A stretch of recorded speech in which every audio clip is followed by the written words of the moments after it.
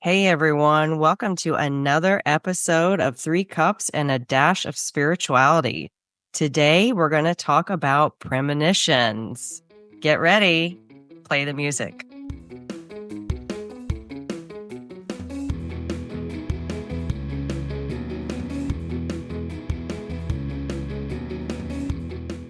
Hey guys, welcome to another episode of Three Cups and a Dash of Spirituality. And I am Carissa with the lovely ladies Stacy. Hello. And Michelle. Hi, everyone. Well, today we're going to talk about premonitions. We had Sam on our last episode, and he really serendipitously, intuitively, or unconsciously, or all of the above, led us into this session, which we are already planning to talk about, which is premonitions. Yeah, he is fascinating. And again, before we go any further in this episode, I do want to shout out again, thank you so much, Sam, for joining us. We learned a lot. You are a wonderful guest, and we hope to have you on the podcast again in the future. Agreed. So, he was yeah. awesome. Well, the reason I kind of wanted to talk about premonitions is because the other night I had a dream, and it was crazy. It was like layered portions of my life. Like I was raised here, but this lake was now there, and these people were now there. So different portions of my life in the same location. And there was this horrible fire, a mass fire that took several lives.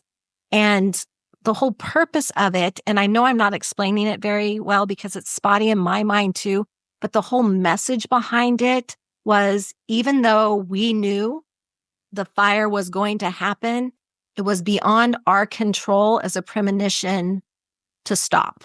If that makes sense at all, that to stop it would have done more damage because it was meant to play out the way it did. So that had me thinking a little bit about premonitions, even though that's not a great explanation of the dream. It was profound. I'll just say that message came through very strong. So I'm like, let's talk about premonitions. So then Stacy, before I even said that, was like, hey, a couple of years ago, I had this drawing done of my soulmate, and Stacy, tell us about it. So it was 2022. I have fun with reading sometimes. I know we've talked about that in a past episode where we just go in and get kind of fun readings just to enjoy it. And in 2022, I went through, it was an Etsy shop. I can't even tell you what Etsy shop it was, but they draw your soulmate. And I remember where I was in life at that point in time. I got the drawing and I was like, nah, this is not the person that I'm seeing. This is wow. Like, I just didn't believe it. So I just kind of filed it away and let it go. It was saved on my phone from, the 3 years ago. And for whatever reason, now being married again and stuff like that, it clicked in my brain a couple of days ago, actually, because we were texting about this. And I was like, I wonder what that drawing looked like. I'm curious now because I'm in a relationship, we're very balanced. Things are going well. And I was like, curiosity. So I pulled it up and it is my husband. It is mohawk, piercings, like everything. I was like, this is bizarre. And Wow. So I was sitting next to him and I showed it to him and he was like, where'd you get that? And I was like, got it 3 years ago. And he's like, we didn't even know each other. So that's when I sent it to you ladies and I was like, check this out, because it was just so serendipitous in a way, but also, talking about premonitions, at the time I was not in a space to hear where I would be today. And I wouldn't have even guessed in a million years where I am today, but all of the breadcrumbs were there. That is wild. I mean, it looks like he sat for someone to draw him. Yeah. And if you're really okay, does. maybe we'll put it out on social media if you're okay sharing it with the listeners. But I love how you kind of just reinforce what Sam said in the last episode too. Like when you get a premonition, it's not that you're supposed to go out and immediately do something. You hold on to that information, which is what you did. You filed it away. And years later, it was like that confirmation all over again. That's so amazing. It was crazy. I mean, I'm still kind of reeling from it because it's only been a few days that I'm kind of like, I guess, again, on path, walking where you're supposed to be walking, doing the things you're supposed to do. So when you step into those little moments, it's like, yep, little nod. Yeah, here you go. So I was doing a little research on the word premonition, and the most common definition, I'm just going to paraphrase, it's a strong feeling that something is going to happen, but it's usually a little bit foreboding. It doesn't necessarily mean that it's going to be a good thing. The word premonition. Now, it can be called a prediction. It can be called a knowing, which I don't think it has that foreboding warning on it. What do you guys think or know about that?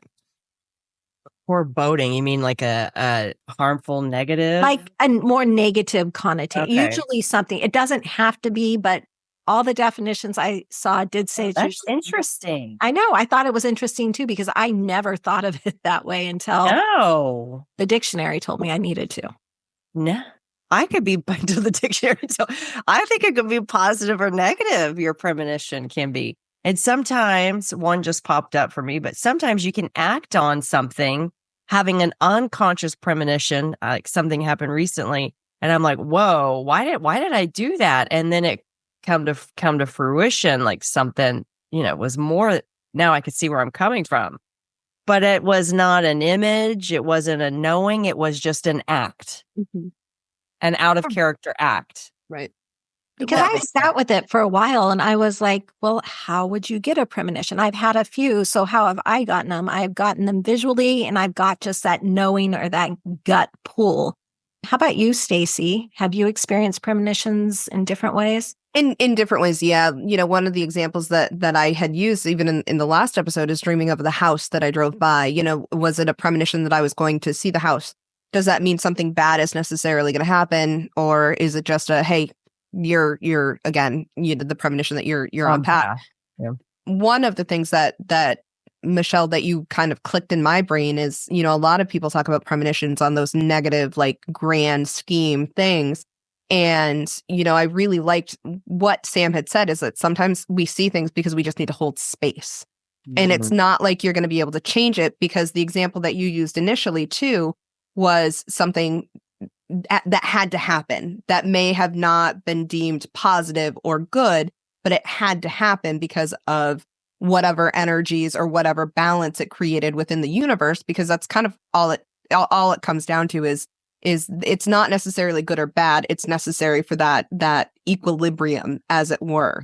So talking about premonitions in that sense, I think we see things sometimes that we just hold that space for, again.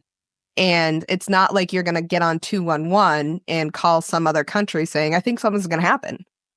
Have you ever had one that was on a larger, more collective scale? Have you experienced that before? Yes, but I wasn't aware of it until I read the news, like an earthquake. And it wasn't even thinking of when it wasn't even in the US, it was in Mexico, but it was really big. And again, I was like, well, why? I don't know. Maybe it was on a spiritual unconscious level, like Stacy and Sam, you're holding space energetically. I don't know. Or you're in that, you're asleep and your senses are open. Yeah. I don't know. How about you, Stacy? That I can recall significantly, other than small pieces of my own world and my own life. I don't have an example. I know I can say that gut pulls, I know something's happening. I know something significant has happened, but I can't tell you an example, because it's usually just like, oh, I need to look up and see. I need to see what's going on in the world. Something is not feeling right.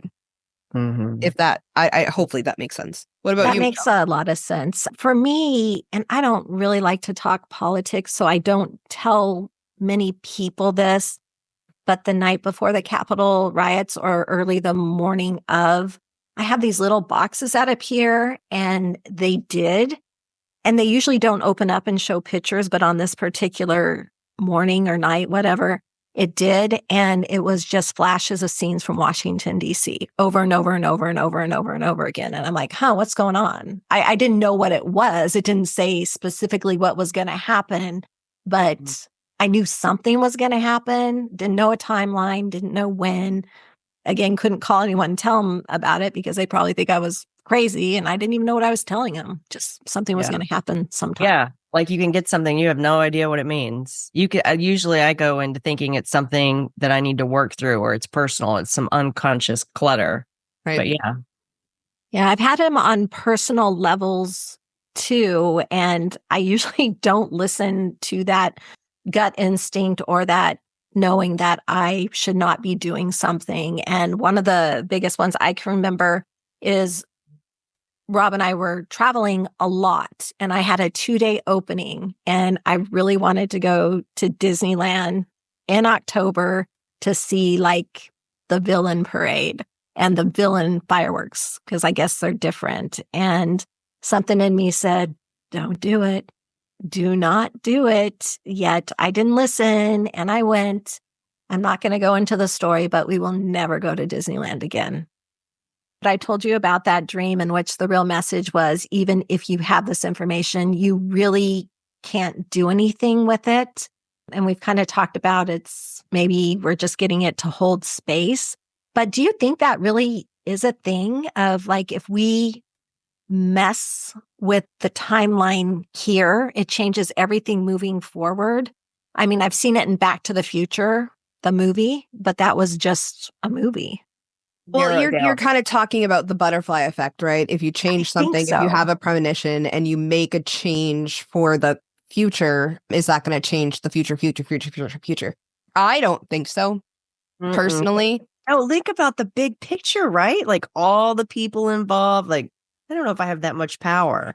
So I like the idea that if you get a premonition and you think something bad is going to happen, like your example for Disneyland, Michelle, like getting that example, getting that gut pull and not going, you never know what you're going to change whenever you make those small changes. But we as humans can't change the entire world based off of one shift in our own lives. And because there are certain things that we're supposed to be here to do and accomplish and experience and, all of those things, I don't think that shift, like if you hadn't have gone to Disneyland, who knows what your experience the next time you went would have been. Maybe it would have been worse. Maybe you were supposed to go and have that. Or if you didn't, you would have had a negative experience the next time you went. Like it all kind of, I think they all kind of stack together in a way, but I don't think it changes everything if you change something small like that. Does that make sense? It does make sense. And again, I was just recalling like Back to my dream and then Back to the Future where Marty McFly went back and he kind of interrupted his parents' first meeting. And in between when he like re-established their connection, he changed as a person or the father changed, which then changed the way the kids grew up and all of that. So that's kind of where I was going that. I didn't know. Great movie. I love that movie. That was great movie. The premise of that part that you're talking about was kind of weird because his mom kind of falls in love with him and like that's just kind of like that part is weird. I wasn't it's a little concentrating weird, on that part. That was weird. Yeah. I was just looking for an example and that's what came to mind. And, also, I think we're not meant to always step in. That holding space is really good because people have soul contracts. They have different things that they're supposed to accomplish in their life. And for us to jump in and try to change something, maybe that's taking a key experience away from them. For sure. Yeah, I agree. I absolutely agree. Yeah. And when we were talking to Sam, he also mentioned like death premonitions. Have you ever had one of those? Yeah, I had an experience, but I don't know if it was a premonition per se.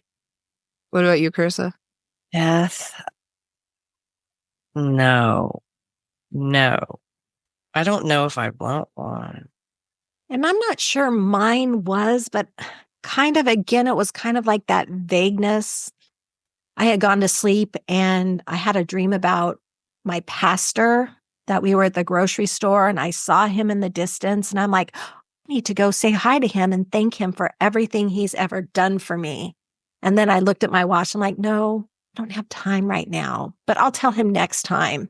And I left the store, and then I woke up the next morning and found out he had passed away. So in a way, that was kind of a premonition, although not a direct connected, like he's going to die premonition. Mm-hmm. Yeah. That intuitive nudge. But then is that a premonition? Yeah, it kind of is. It's just not knowing the full picture. Mm-hmm. Yeah, I don't know that I could sit with a bunch of information. I think it would drive me crazy. So that's probably why I don't get a lot of premonitions, to sit there and like have my joy stolen in the moment, worrying about what's going to happen and when it's going to happen and whose lives are going to be affected. Right. Don't want to know a death one. Definitely not. So we have premonitions, knowings, predictions. Are they different in any way, or do you think they all kind of carry the same? We're aware that something's going to happen. What comes up for you, Stacy? You seem like you're in deep thought. I am, because all of the it's to me, like, that's such a interesting question, because to me all of the words in the language choice means essentially the same thing in my brain. So I think it's a matter of how you're defining them differently. But to me, premonitions, predictions, psychic hits, psychic whatever, it's all an intuitive flow. Like, it's all kind of like you're taking this broad spectrum and trying to define them so in each individual box that it's hard to conceptualize. I think that's a great word, because to me it's we call ourselves psychics, we call ourselves psychic mediums, we're intuitives. Regard like that overarching umbrella. It's hard to, the second you start putting yourself in a box, or putting those definitions in a box, is when it becomes a thing that you're searching for. Does that make sense?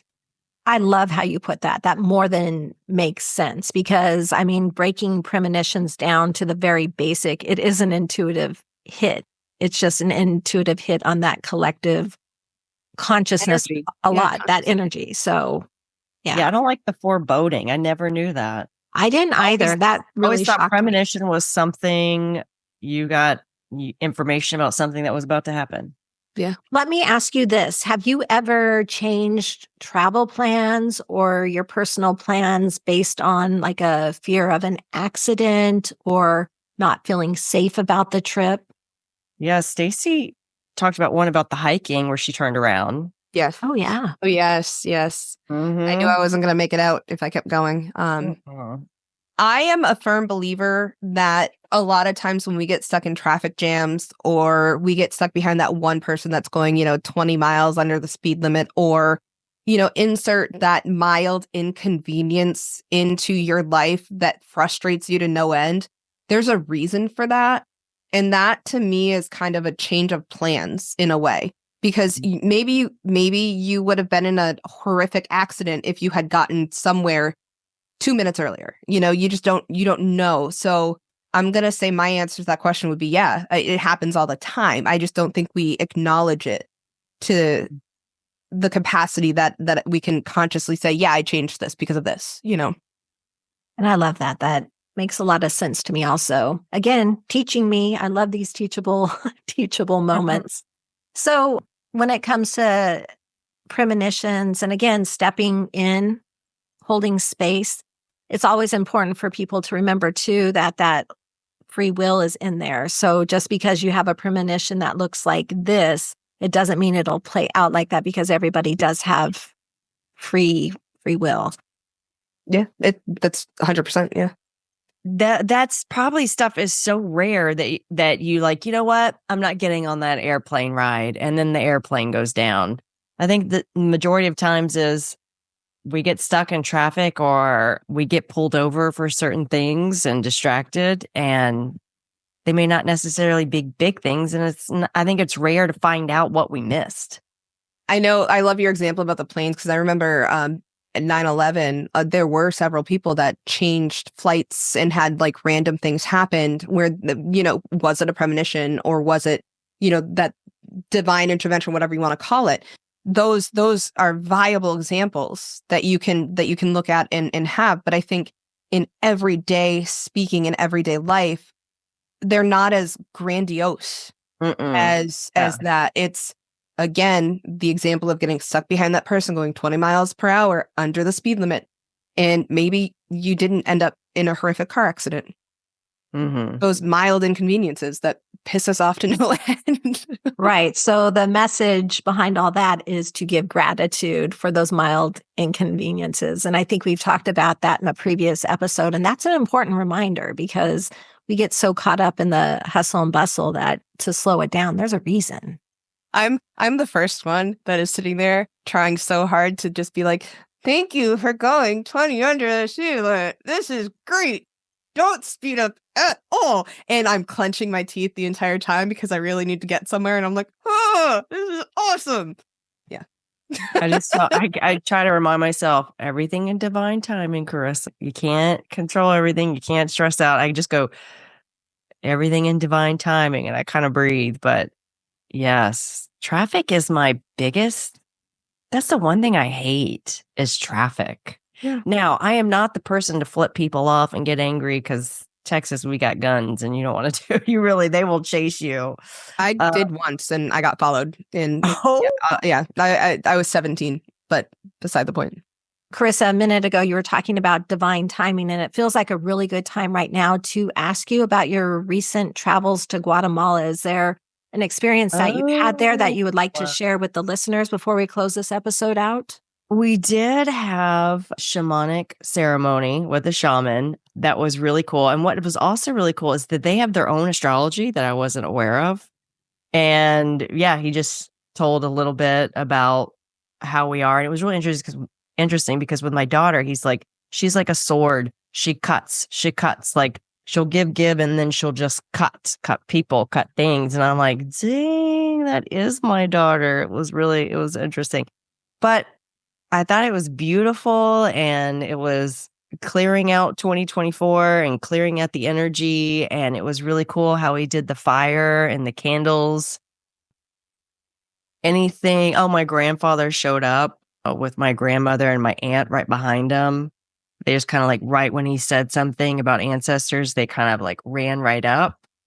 But there wasn't really anything big. It just felt like I was in a liminal space, if that makes sense. Usually when I'm with the shaman and they're clear, I feel the energy move through my body or I'm seeing the visuals.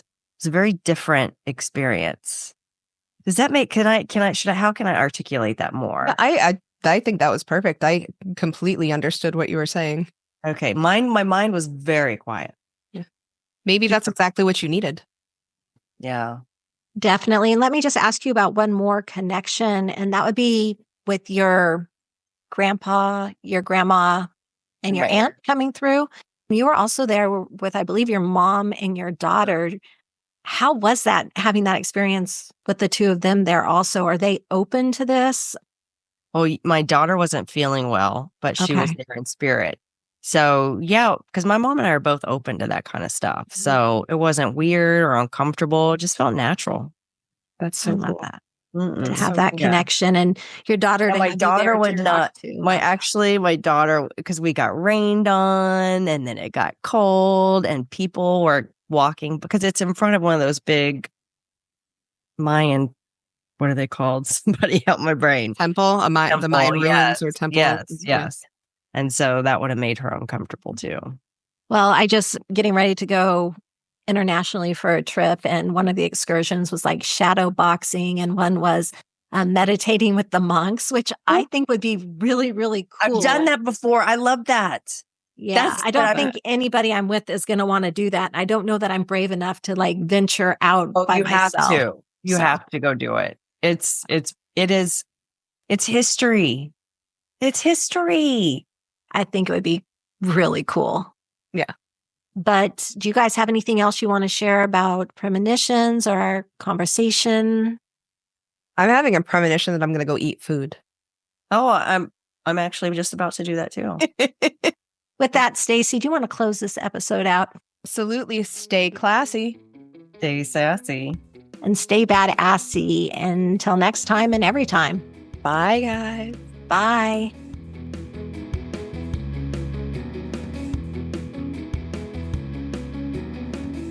Thank you for listening to this week's episode of 3 Cups and a Dash of Spirituality. If you like what you heard, please know that we have a full library of episodes now available on your favorite podcasting platform. You can listen to it now, or you can download it to listen to later. Also, if you'd like to give us a review, we'd appreciate it. We love connecting with listeners, and thank you in advance.